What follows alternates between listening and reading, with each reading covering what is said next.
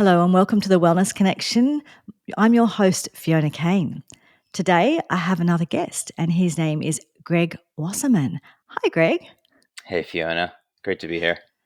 My husband's a Greg, so I quite like Gregs. I've had good experiences with them. We're good people. Definitely. So today we're going to be talking a little bit about stress and anxiety, and really you're going to be sharing your story and telling us a little bit about your experiences and some of the things that you have learned. So initially, though, let's get started with you. Just tell us, for anyone who doesn't know who you are, would you like to introduce yourself? Well, I'm on the other side of the world here. So, based in Los Angeles, born and raised in Chicago. I came out here for college and just never left. Worked in advertising and business for the last 20 or plus years. Um, love my family, which we'll be talking about as we Mhm. discuss the rest of this today. Work in podcasting, and I truly believe, and we'll talk about life is about time and relationships. I'm a big believer in connections. Okay, yeah. So am I. And already, guys, I've had quite a few free tips from Greg with podcasting, so he's been really helping me out. It's really good to connect with people that say, "Hey, maybe if you did this or if you did that, that'd be really useful." Because I don't know, I just like to talk about stuff, but I don't really know what I'm doing in regards to the podcasting world. So thank you already for all of the help that you've given me with the little brief bits of conversations and things we've had. Hey, my pleasure. Anyone listening, I'm here to help. I want podcasters, and I want us as guests and listeners to just have the best experience. Yes, yeah, exactly. So let's get right to it. You have a bit of a story. You've told me a little bit of it. Had a bit of a glimpse into it, but it sounds like an interesting story and something that maybe a lot of people would relate to in their own ways. In their own way. So maybe start by telling us a little bit about that. Yeah. So as I said, I love my family, but we're here to talk about them in some regards. So grew up in Chicago, normal, what I would consider, a normal household. Loving parents. I have an older brother. Um, Good public schools. Great athlete, student. Um, but I never understood why I never could find happiness. Um, and it wasn't until 2.5 years ago that I had a breaking point and really kind of came to terms and realized what was going on. And Mhm. so for me, um, I came to realize that no matter what I did, no matter how much I worked, no matter the money I was making or anything, it just wasn't enough. But it wasn't a matter of it wasn't enough. It wasn't just I didn't feel satisfied. I felt incredibly lonely. I felt inauthentic.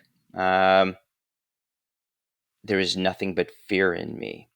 And as a result, no matter what I kept doing, no matter the motions I kept going through, I just couldn't figure out what was going on. Um, and so what ended up happening is uh, my partner at the time um, realized that we weren't aligning on where we were supposed to be, and she's like, Greg, like we're not where we thought we would be. And I had to come clean, and I had to break down and literally told her like I was having suicidal thoughts. I didn't want to be here. Um, Yeah, and so at the end of the day, I was lucky that she was able to at least help me Mm. and get me the support I needed, which allowed me to check into a clinic, and I went through this 3-month intensive program that literally helped me retrain my brain. When I came to realize during that entire program is why I was feeling the way I was. And what I was feeling was I was trying to live up to the expectations that I put on my own mind, my own self, that came through my family. I'm a big fan of Brené Brown. And so, a story I love always to tell that I probably quote Brené wrong, but it really hit me once I realized this. Brene likes to tell a story of when she was a kid and she would get sick. Her parents did everything for her, take care of great loving Mm. parents and so forth. Same experience for me. But when her parents got sick, as most parents do, work still got to get done, job still got to be done, food's all got to be there for your kids, and mom and dad still have to be mom and dad, even though they are human themselves. And so what Brene Doesn't she saw is, say their family motto is lock and load or something yeah, something along those lines? right. And so it in her mind, what she saw was, oh, sickness is a weakness, right? You Mm, can't be sick. You have to keep going. You have to keep pushing through it. So that's where I had, and so I always look at it as I had a lens that my parents, my family didn't put on me, but it was the lens that I saw through things, that I was never good enough, that I was a burden, that I had all these negative views on myself that made no sense to anyone. And so when I finally told everyone that I was suicidal, they're like, hold on. If you're looking at me now, like, this is who I am, you would never know that I'm not a happy go lucky, that the glass isn't half full kind of person. But on the inside, I was hurting so bad. mm, And it was through this program that allowed me to realize, hold on, I'm not those things. That the biggest lesson was, how do you love yourself? How do I care for myself? mm. And so it was an incredible experience. And then I can say 2 years later, I'm in a lot better place than I was. So yeah. It's wonderful to hear that you are. One thing I would like to ask you though, and I always like to be careful about how I word these things, but you answer what you want to and how you want to. When you finally had that conversation with your partner, now I can only imagine, because I haven't been in this situation. It must be a huge deal to even think about saying it to anyone else or admitting this to anyone else. So tell me a little bit about that feeling, where you don't really want to tell other people, and like what's stopping you, but also a little bit about, well, then what was it like when you finally did come out and say how you were feeling? What changed for you? Um, that's the biggest question that I kept having to answer to myself and not vocalize to other people, Mm, right? The how do I tell people what I'm feeling? How do I tell people what I'm thinking? I can't tell people those thoughts, because what are people going to believe? What are they going to think? So it's part of, like, go back to Brene, right? Like, shame. There was mm, so much shame, and so when you keep yes. that all inside, it allows the shame to fester, as Mm, opposed to vulnerability being the strength. And so that is all I knew. Going back to the family, once again, love my parents, my dad, rest in peace. But like, generation where he knew three, I only knew three forms of emotion: happy, angry, sad. I'm the mm, standard guy in that regards. You go like, "Hey, Greg, how's it going? I'm fine." That's usually how things were, right? So like, I mm, had no verbalization of how do I describe what I'm feeling. To know that anger is actually a secondary emotion, and that the underlying is, I'm frustrated, I'm annoyed, whatever those other emotions are. I had or no I'm clue what they afraid, were, or right? yeah.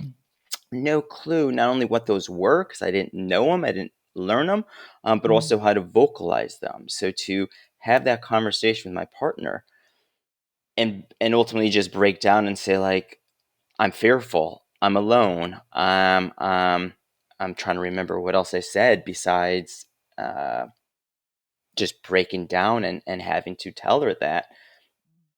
It was the hardest thing, because I finally vocalized for the first time what I had been feeling, and had mm. never been able to vocalize, not only internally, because I didn't know how to, but also to another person.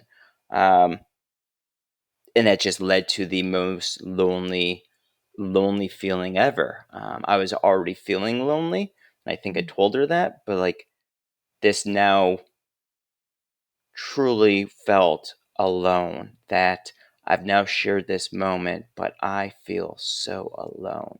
Mm.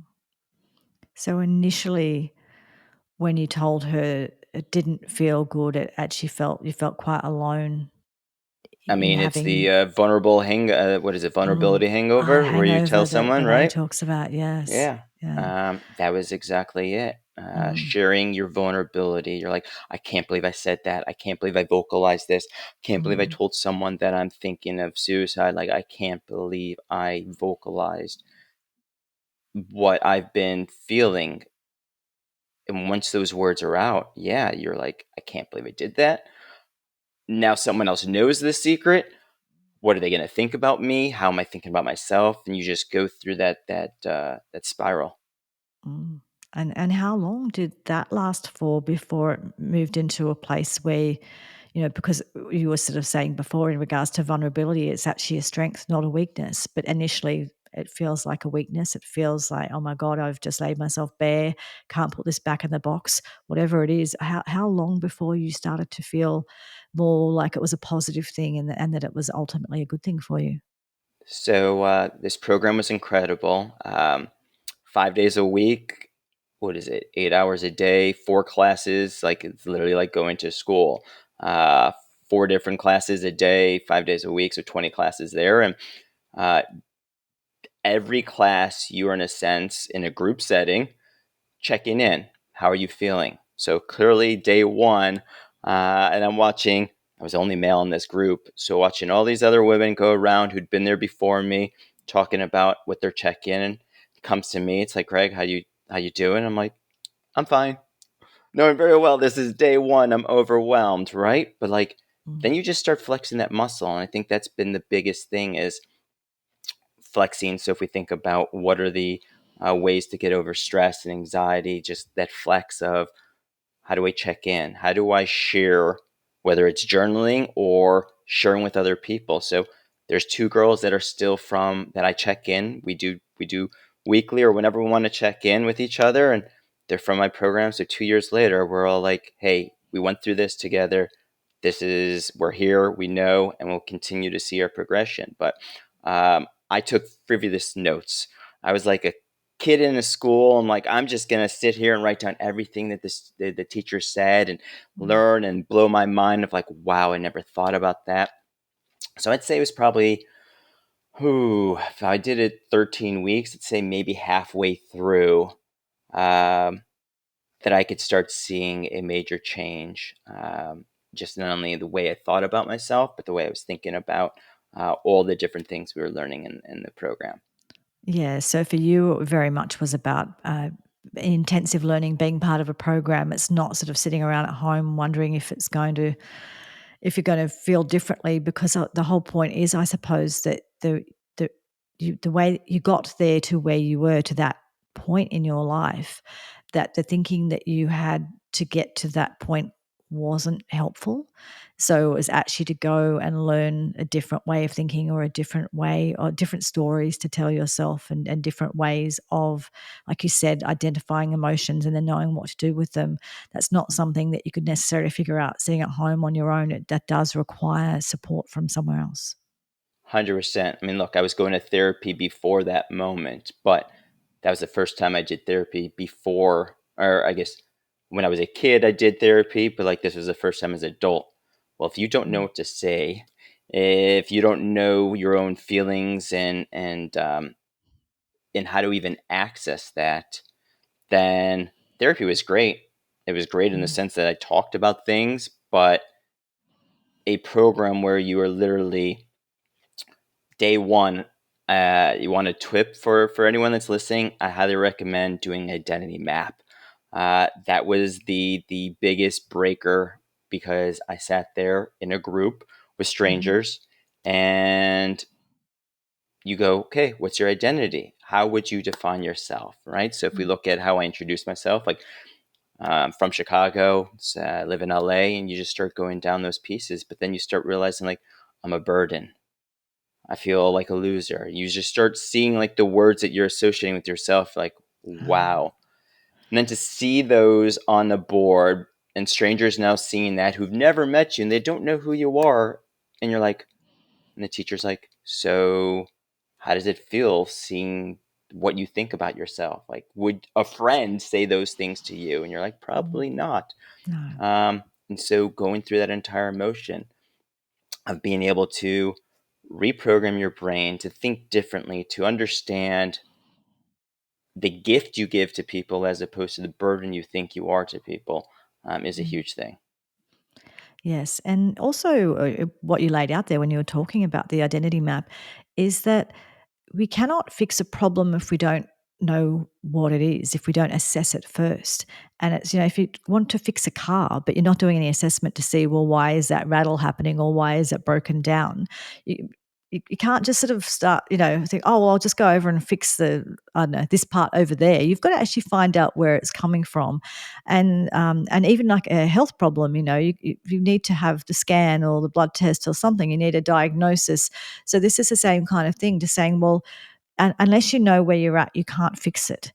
So, or even just like, actually, what a great example, probably a better example would be a financial example. Like when a financial planner came to see us a few years ago and things were quite a mess. Now you have to actually realistically look at it and go, this is what it looks like right now. And as hard as that is, whether that's in regards to your emotions or any finances, which can sometimes be linked, but when you look at it realistically and really look at it and go, oh my God, that is where it really is right now, then you can actually at least, first of all, understand why whatever's going on is going on, but then also you can make steps to make it better. So you can't fix something that you're not aware of, I suppose, is what I'm trying to say. So that sounds like that's what that identity map did for you. It allowed you to see, oh, okay, this is what's going on inside of my head. Having someone ask the questions that you don't know how to ask yourself, right? Mhm. So therapists could do that, but like 8 hours a day, 5 days a week of an intense different programs, literally then starts to get you to understand journaling in a way that you've never thought about journaling. When people are like, yeah, just start writing down your ideas. I'm like, okay, I could write them down. But if you're given a journal prompt, you got to go do that. And so for those listening and watching, like for me, I was reading self-help books. I was going down, like I said, Brené Brown. I loved it. Therapy.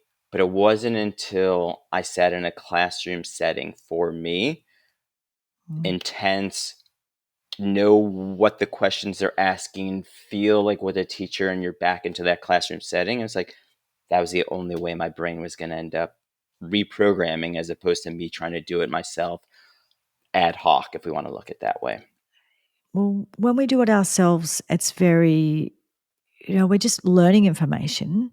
So we are gathering new information and new ideas, but it's quite different. It's like very academic, isn't it?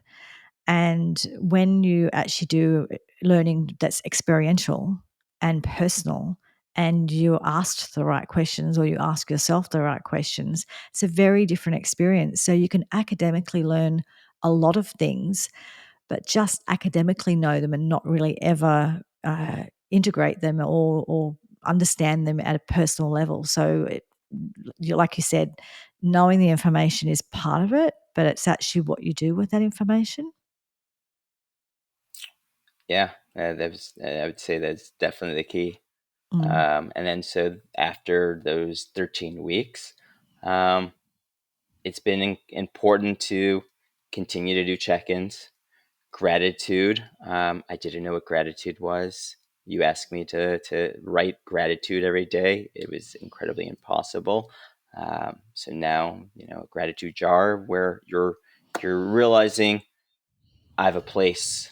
I live in Los Angeles. A lot of people I know lost their homes. We were Mm. talking about a storm coming, so who knows who's getting impacted by that. So grateful that I've got those things. So just like simple things that now start changing your mind and taking things that you had for granted as, you know what? No, this isn't. And if we go back to my origin story, so the reason I was what I was is my mom's parents were Holocaust survivors.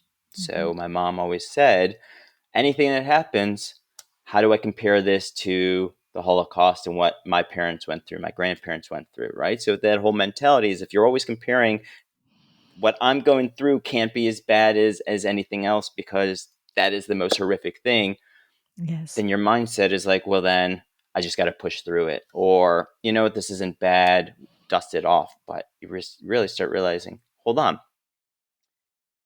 my pain is okay to have. It's okay to sit in this. It's okay to recognize, you know what? Maybe my pain in comparison is a death to all of us. So if I'm Mm, comparing my pain to your pain, going like, well, yeah, you're probably worse, but like that doesn't negate the pain I'm in. mm, And so just changing that entire mindset of going like, it's okay to be not okay. It's okay to take a moment to rest. It's okay mm. um, to not always be go, go, go. And I'm very much of a go, go, go guy. Yeah, yeah. And look, that context thing, look, I get the context thing. I think it is, look, it is good for us to all know that there, generally speaking, there are other people in the world who are probably doing it worse than us most of the time. So it is useful as a context thing to not stay in victimhood forever and ever and ever, to understand that, yes, Holocaust happened. And yes, obviously that it is a good thing to just have that knowledge, because people can be very caught up in their own world and self-centered and not understand that there's a world out there and that their problems, comparatively maybe are not the same. In saying that, exactly what you said, when you're going through the problem, when you're in the middle of the problem, it is a huge thing for you.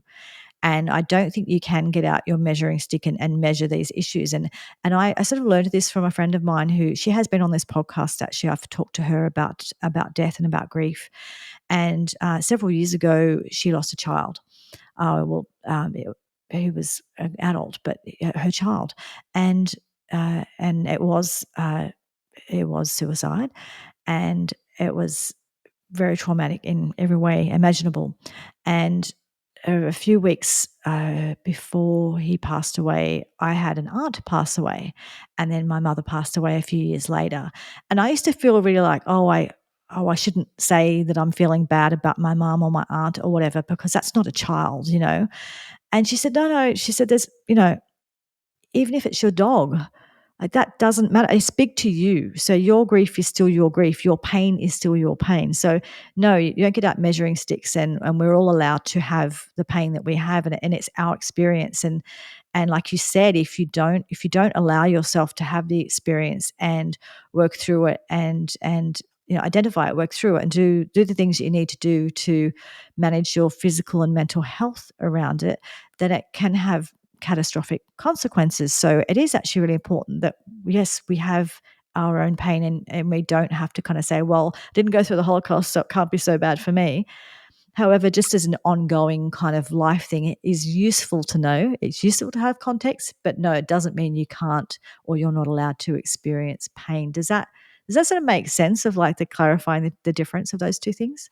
100%. And you bring Mm, to mind something that we were talking off before we jumped on the recording is I truly believe we have a fix it and a Me Too mentality in a society. And that affected me. Um, because take your story here, you want to go like, I didn't lose my kid, but I've lost a parent. And so you're trying to relate with this person going like, I know the pain of losing someone, right? And that's what most people will do. They'll try to relate going like, oh, I've lost someone, so I know the pain you're going through. It's like, and that's what I consider the Me Too movement of mm, I want to create connection, and the connection is through a shared death, the shared grief, the shared pain, whatever the shared uh, topic, I guess, is. mm, But in reality, what most of us need is just someone to sit beside us and go, "That's hard. That's mm. that's difficult. Like I can imagine. What do you want me? What would help you right now as you share this story with me to support you?" And that becomes such a huge power move because now you are truly sitting with that person and connecting with them because of the story they told you, and you're recognizing that story as opposed to, oh, let me connect with you by sharing my own story so we can both be in a moment of connection, of grief, or whatever it is. And Yes. I think if we did more of sitting with each other and going, thank you for sharing that.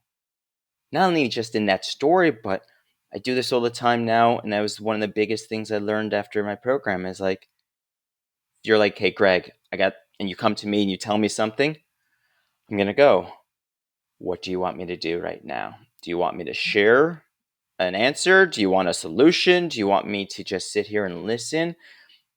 What would help you support? What would support you right now? And most of us don't do that. We don't, and that becomes what we should be doing. Yes, we do. We are part of a fix-it society. And look, I am as guilty of this as anyone because it's just a society that we're in. And we grew up watching TV shows and things where that's what they do in TV shows. Someone sort of says, "Oh, so and so's got a problem. Oh, let's go and fix it." Sort of, uh, it's that fix-it mentality. Whereas, by the time of an episode of ends of Friends or whatever, showing my age, I don't watch it, but by the time the episode ends, that we fix the problem, So we've got however long the TV show goes for, 22 minutes or 24 minutes or something for half an hour. By the beginning, we have a problem. By the end of it, we've solved it. So I think we do have a society that is much like that. And I think we do want to feel connection with people. But also, I think that one of the issues, one, we just don't know this. We just don't know. We don't understand this. We don't realize. And until someone stops and kind of explain, like, oh, yeah, okay, that makes sense. Also, I think that if we are not comfortable to even be in our own emotions, if we are not comfortable with our pain, we're certainly not comfortable with somebody else's. So, sitting and being with someone in their pain or bearing witness to someone's pain or grief or despair or whatever they're going through is not the easiest thing to do, particularly if you've not learned how to be comfortable within yourself with that. So I think there's also that as well. So it's easier to kind of smile and kind of go, "Oh yeah, I had a hard time too," than it is to kind of really sit in really hard emotions. Yeah, you jump then to the fix it piece. So I get the me too, and the fix it is the I tell you something, and then all of a sudden your reaction is, oh, have you done this? Have you thought about that? And so that becomes the fix it mentality. And so Mm. to your point, I felt that as well because I had, as parents who love their child, who want to take away their pain, who want nothing but the best for them. If you tell them, hey, something happened, they want to take that pain away. Or maybe to your point, I'm not a therapist on this. Maybe they're like, I can't sit with my child right now in their pain. So I got to try and take that away. And that was probably more of what it was. So let me try and fix it. How do I help solve this? Even though I never asked him to solve anything, we didn't ask anyone to solve anything. We just are telling you what we're going through. And Yes. so, yeah, that becomes I think you're very correct on most people can't sit there and go, hold on, you're telling me a problem? Great, I know a solution. Or you're telling me a problem? I got to fix this. And then they'll make me Mm. feel good and that'll make you feel good and we'll be good. But no, it's just sit in it and how do I support you? What do you need? Um, and that led to all those negative words that I had in myself. Yeah. And I think that as a nutritionist, I think it's actually also what leads into a lot of emotional eating, because I think that I don't know about your experience, but certainly in my experience, and God bless my mother, she meant well. She's not here now, but her kind of solution to if you were having a problem or if you were sad or any emotion really was, oh, here's a chocolate or here's a lolly or here's something, and it's because she didn't, she had her own challenges. She had big challenges in her life, and she struggled and had a hard time of it. And so I think that she really wasn't able to be that present with the things going on for her, let alone know how to deal with my pain. And of course, children too, small children in particular, because we haven't been socialized out of showing our pain. We're like, if we're not happy, we're jumping up and down and we're yelling and we're screaming, and we're very, small children are very in touch with their pain and they want it dealt with. I want something now, and so they're very strong emotions that children have. And I think that the strong emotions that children have can be very challenging for people who are not comfortable with strong emotions. And so an easy fix is, here's the ice cream, here's the chocolate, here's something. And the child learns very quickly, I think, a couple of things. And I'm not shaming people for doing this. This is our society. It's just things that we've learned. But I think there's a few things that the child learns. One, they learn that it's not okay to have strong emotions in public, or at least not with that person or in this situation, whatever. But they're starting to learn that strong emotions are a problem. They also learn that a really easy way to fix it is with sugar. That sugar makes everything better, kind of thing. And so I think I think that's part of what has introduced us or led us to down this path of emotional eating and using food to manage our stress, because it's kind of a relatively socially acceptable way and simple, fast way to manage our emotions and stress. Not that it's ultimately useful in the long run, but I can see how that sort of has come about. 100%. Whether it's overeating or undereating or overworking out or perfectionism, like all of those are kind of traits of managing stress and anxiety, or managing what was modeled to you to regulate without knowing a healthier way of regulation. Yes, yeah, exactly.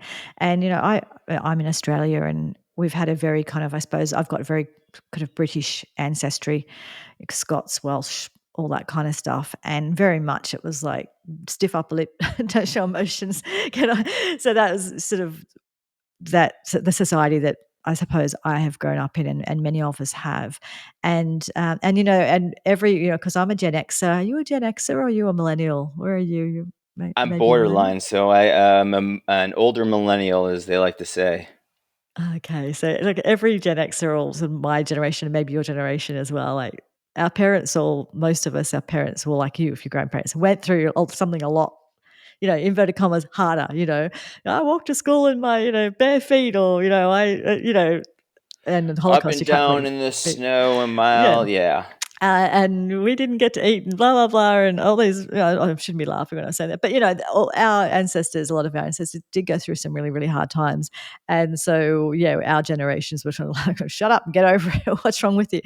And I think you could argue that these days it's gone a little bit too far the other way. It's like there's got to be a balance there somewhere. So I think that's why it's always like, it's good to have context, but it's also okay to have emotions and learn how to understand them, identify them, and just do something useful with them.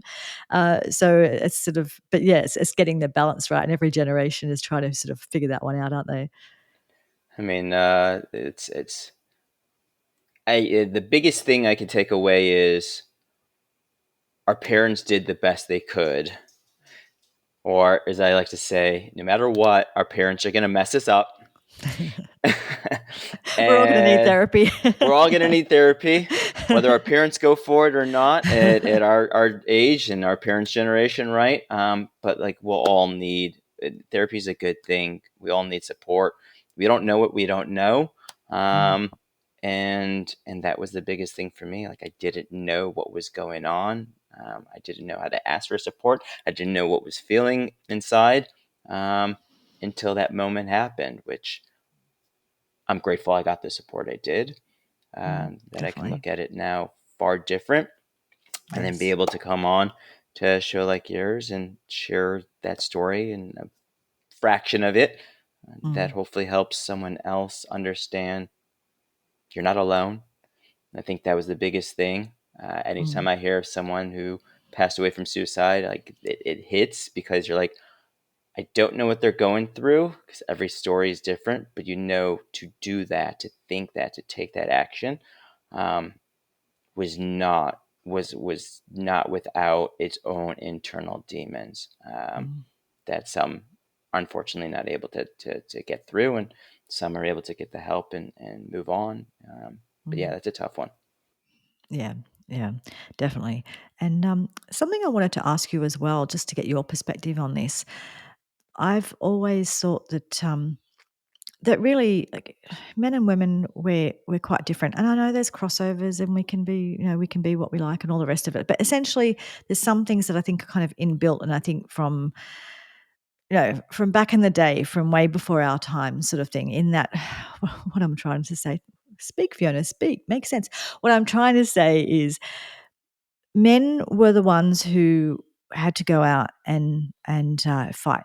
And so you are the guys who, and I'm not saying that this doesn't happen now in society. Okay, I get it, but once upon a time, if we were in the cave or if we were in the village or whatever it is, if someone came to attack our village, the men had to go out and fight, and the men had to go out and basically kill the beasts and kill the enemy and protect the family and whatever.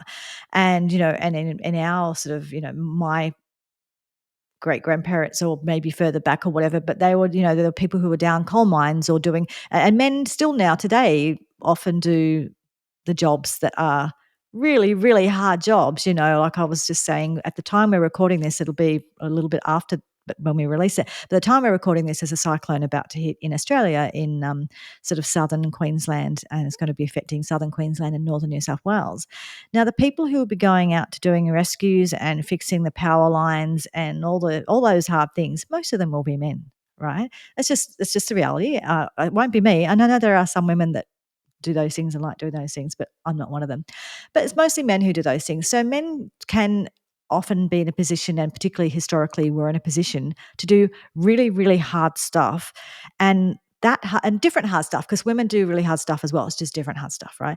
But what I'm trying to say is the hard stuff that men had to do didn't require you thinking about how you felt, right? It wasn't like, well, how do I feel? How do I feel today? How are my emotions? You had to go out and, you know, get rid of the bear that was attacking the village, or fight the enemy. So I get that when historically, if your roles were that way, that it would make sense that men wouldn't learn or wouldn't be as naturally in touch with their emotions, because being in touch with the emotions probably wasn't particularly useful in those situations. Does that make sense? 100%. Yeah. So, I mean, yeah. uh, long story short, yeah, it makes complete sense based on the way society has been, and just where we are. That's why, like, what is it? Esther Perel's another therapist that I follow stuff, and her book Mating in Captivity is a great one. But it's kind of in the sense like the last 100 years, even less, everything's changed. It used to be your partner wasn't everything and anything to you, but now in the current state, I want my partner to be, in my case, I want him to be my wife, mother, my child, my best friend, my Mm, sexual partner, my confidant, like all of these things. But 100 years ago, it's like, hold on, the village, you had multi-generational homes, like there were mm, other components that allowed you to get all these different pieces of your needs met, as opposed to mm. sufficing it with just one person. So Yes. we've changed that entire. So that also was probably why she's saying we've got such a high divorce rate, because we're putting all this pressure on one Putting person. everything on one person, yes. Liz Gilbert wrote a great book about this called Commitment, Okay. and it was exactly on that. And she went, and visited different sort of tribes in, I think, northern Thailand and places like that, where they still do live like that. They're part of a community or tribe or maybe village, and they have very specific roles that they're born into, and this is the role that you're going to have, and this is a person that you're going to marry. And she said, I think they all kind of they all sleep on the floor of the same homes together, sort of thing. And I think she said when they get married, they get 2 or 3 days or something where they get to sleep in like the broom closet or whatever, so they can have private couple. That's the honeymoon. And then the rest of the time, everyone's in together. But she said that in the morning that, the men go up and they go out and they do all the man things, and the women are together and are raising the children. And, so essentially the men are, hunting, and the women are gathering or whatever, and the women are looking after children. So you have the wise person in the village and you have the health person in the village, and you have the women and the aunties and the mothers and the grandmothers, and then you have the warriors and the whatever. And so everyone has very specific roles. And so no, your husband is kind of just someone that you see sometimes at the end of the day, or you sleep next to him. You happen to have a child together, but you don't do any of it together really. You do it as a village. And that they laughed because one thing she talks about that was really interesting. She says that in Western society, when you, specifically women too, I don't know as much with men, but if you ask any woman her love story with her partner, and it could be a disastrous love story about how much I hate him and how much I'm glad I've left him, or it could be a great, we're so happy together, blah, blah, blah. But most women in Western society, part of our identity is that love story. So a woman sits down at the hairdresser's.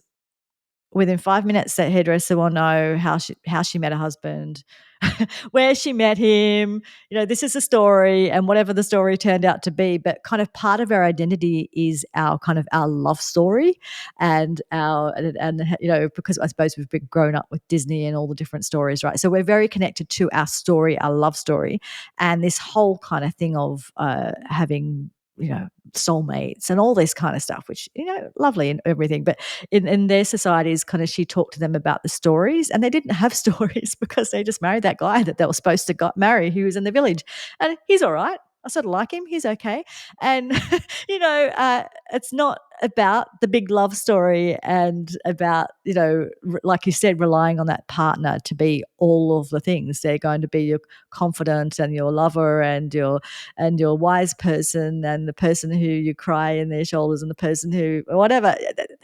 It's historically, we weren't meant to be that, and now that's what we've created in Western society, which does put a lot of pressure on a marriage. If you've got to be all those, you can't be all those things.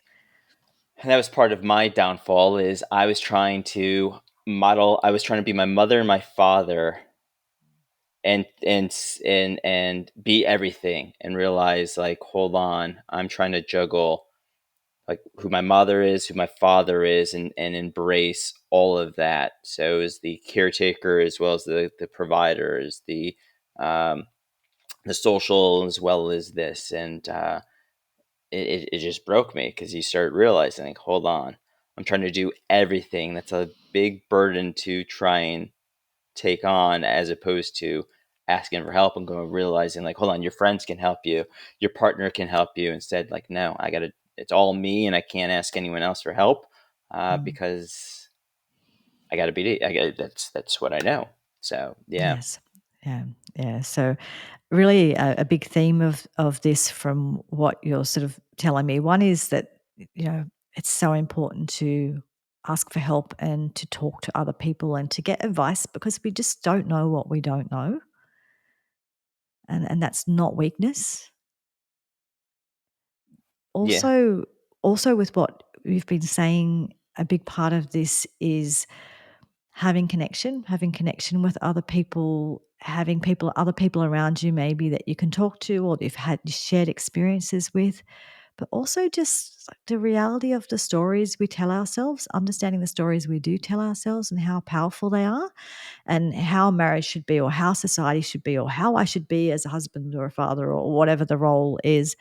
And, is that true? Kind of tell myself a different story. Can I assess really those roles? Just the ability to be curious and question all those things, rather than just assume it's all true, everything that we've been telling ourselves all of our lives. Yeah. Assumption's the mother of all blanks, right? Mm, And so curiosity is a good one, but the biggest thing I've learned through all this is asking for help is a sign of strength and not weakness, mm, because you don't know what you don't know. yes. Um, and so I love your point, is the should. We should remove the word should from from our language, because you shouldn't do Mm, anything.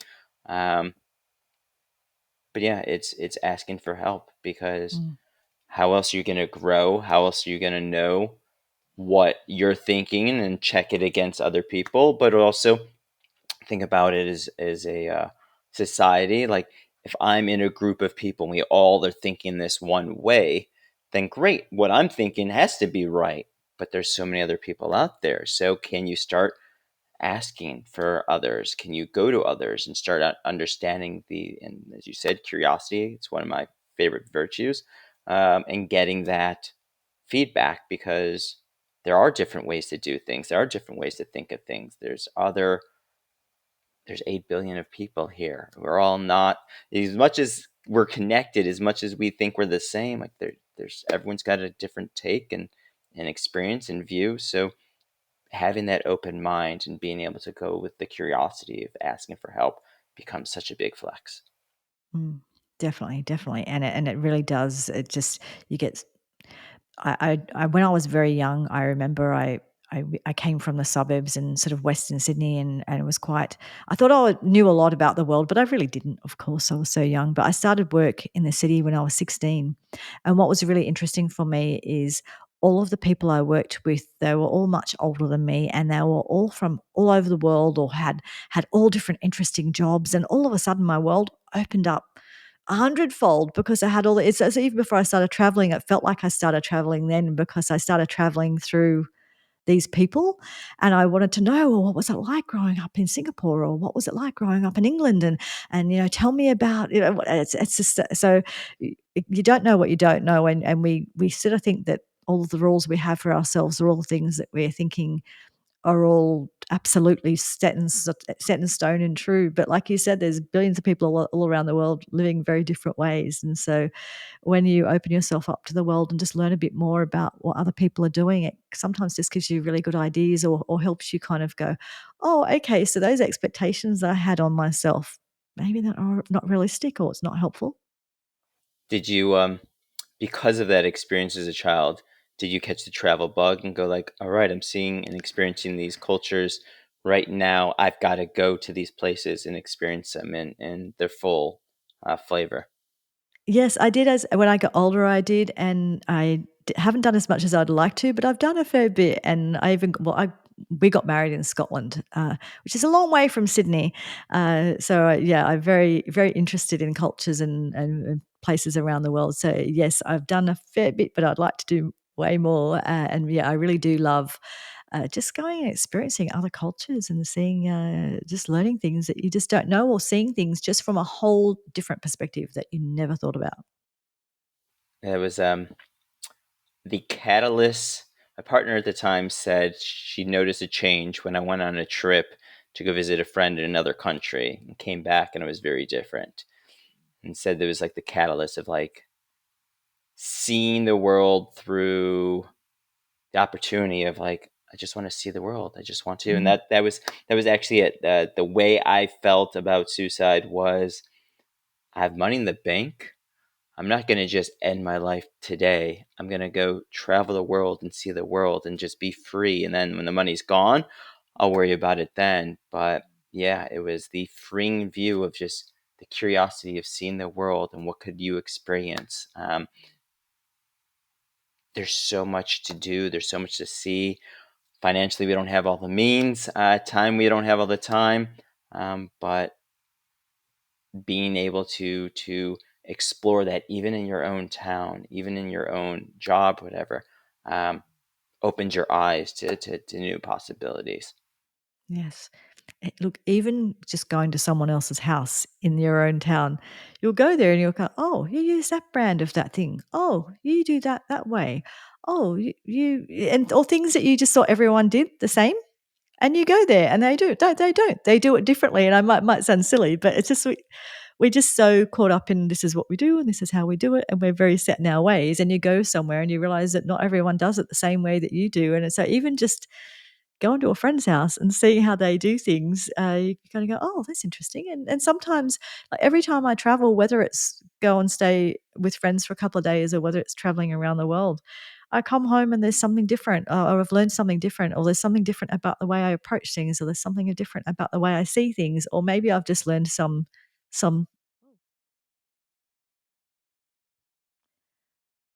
Oh, we just had a little technical hitch for a moment. We're back. Okay. You can hear me now?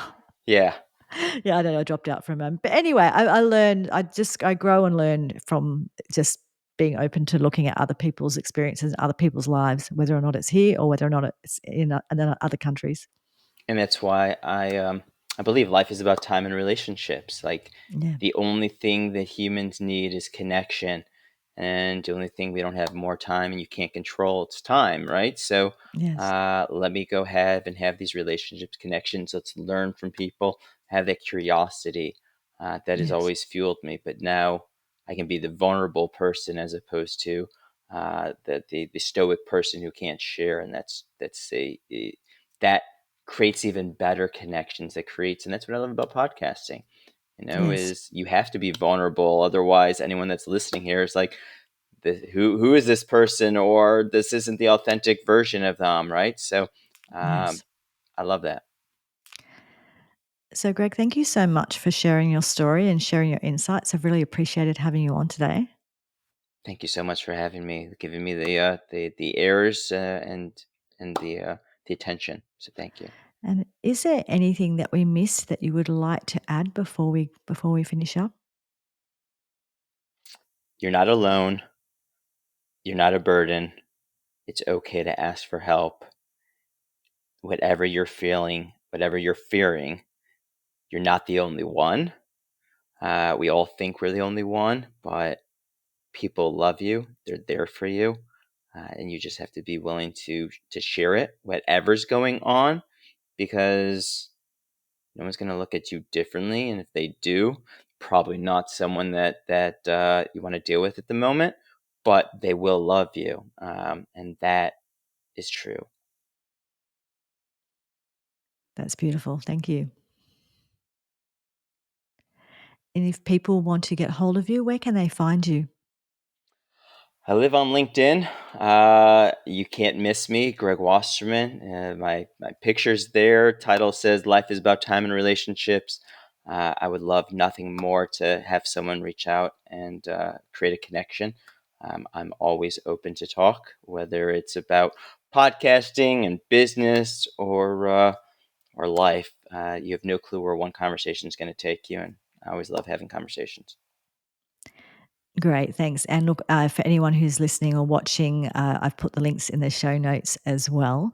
And I would like to remind everyone, please like, subscribe, share, rate, review, all of those things so that my podcast can grow.